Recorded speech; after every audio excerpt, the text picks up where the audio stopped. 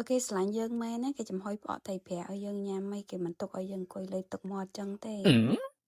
ម៉ោះកុំតូចចិត្តតូចថ្លើមអីទៅរកមើលទិញផ្អកត្រីប្រាក់ឲ្យបានល្អចឹងមកយើងរៀនធ្វើទាំងអស់គ្នាពេលខ្ញុំដើរផ្សារខ្ញុំឃើញវាល្អខ្លាំងពេកអញ្ចឹងទៅក៏ទិញ2ដុំខ្ញុំប្រសាក់ធ្វើញ៉ាំទៅបងប្អូនយូរម្ដងទើបនឹកឃើញធ្វើអញ្ចឹងញ៉ាំបានម្ហូបអញ្ចឹងបើបានគ្នាច្រើនហើយទៅដើមគ្នាញ៉ាំមិនដឹងឆ្ងាញ់មិនទេណាចំខែភ្លៀងអញ្ចឹងបន្លែក៏ស្រស់ល្អបានញ៉ាំជាមួយផ្អកជាមួយអីហ្នឹងរត់តែត្រូវគ្នាខ្ញុំលាងផ្អកហ្នឹងឡើងស្អាតមកបងប្អូនដោយសារខ្ញុំខ្លាចវាប្រៃខ្លាំងពេកហើយបន្ទាប់មកខ្ញុំយកវាមកកាត់ជាដុំអញ្ចឹងមករៀបចំគ្រឿងផ្សំយើងមានដូចជាខ្ទឹមសយើងដំវាអញ្ចឹងមកហើយនឹងស្លឹកខ្ទឹមហាន់តូចអញ្ចឹងមកបើបងប្អូនអត់ញ៉ាំហឹរដាក់ម្ទេសប្រហែលខ្ញុំទៅបានហើយខ្ញុំមកមើលសភាពឆ្នាំងយើងមុននឹងយកទៅចំហុយគិតហើយគិតទៀតថាគួរចំហុយឬក៏គួរចៀនពេលចំហុយខ្លាចតែខូចឆ្នាំងនឹងឯងបាទកុំសូនសាញច្រើនចំហុយហ្មងទៅឆ្ងាញ់ជាងពេលចំហុយប្រើចានយ៉ាងធំបន្តិចទៅបងប្អូនហើយយើងចាប់ផ្ដើមចាក់ផ្អកយើងចូលមកក្នុងចានឲ្យអស់មកបន្ទាប់មកចាក់ខ្ទឹមដំយើងនឹងចូលមក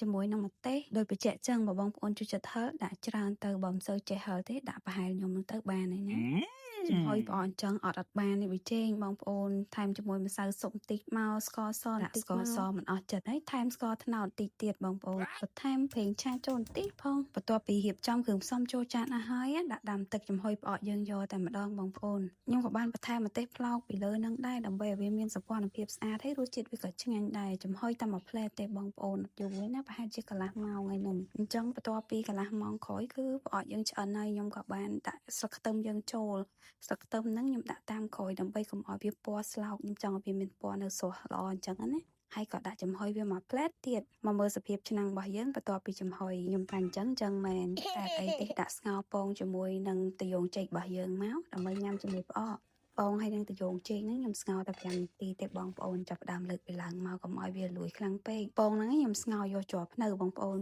ណែត្រួយសាវម៉ាវយើងទិញមកថ្ងៃមុនហ្នឹងបងប្អូនយកវាមកស្រុះមកញ៉ាំជាមួយផ្អកយើងក៏បានដែរពេលដែលយើងស្រុះបន្ថែមប្រេងឆាបន្តិចមកឲ្យបន្លែយើងមានពណ៌បៃតងស្អាតបន្លែស្រស់របស់យើងអត់ប្រើពេលយូរទេតែមួយផ្លែតយើងស្រង់ឡើងមកណាហើយយើងក៏បានរៀបចំបន្លែយើងជាមួយនឹងពងទារបស់យើងហ្នឹងមើលតែនងឯងបងប្អូនបើតែញ៉ាំផ្អកមែនណាប៉ុន្តែប្រូតេអ៊ីនហើយវីតាមីនហ្នឹងកុំឲ្យខ្វះបងប្អូនមើលមកដល់ចំណុចហ្នឹងហើយខ្ញុំគិតថាបងប្អូនយល់ហើយអារម្មណ៍អ្នកដែលញ៉ាំផ្អកគាត់គិតមិនកន្លែងហ្នឹងណាបើចង់ញ៉ាំមកធ្វើញ៉ាំបានបងប្អូនតែកុំធ្វើញ៉ាំញឹកពេកណាវាអត់សូវល្អដែរសម្រាប់អន្លក់វិញណាបងប្អូនចូលចិត្តញ៉ាំអីបងប្អូនថែមបន្លែទៅតាមហ្នឹងទៅណាសម្រាប់ខ្ញុំថ្ងៃហ្នឹងគឺខ្ញុំមានតែប៉ុណ្្នឹងឯងឲ្យតែទិញបានផ្អកល្អហើយនឹងបន្លែល្អប្រកាសជាធ្វើទៀតហើយព្រោះមានកម្រងថាម៉ានុយហ្នឹងនឹងចេញម្ដងទៀតនៅពេលឆាប់នេះ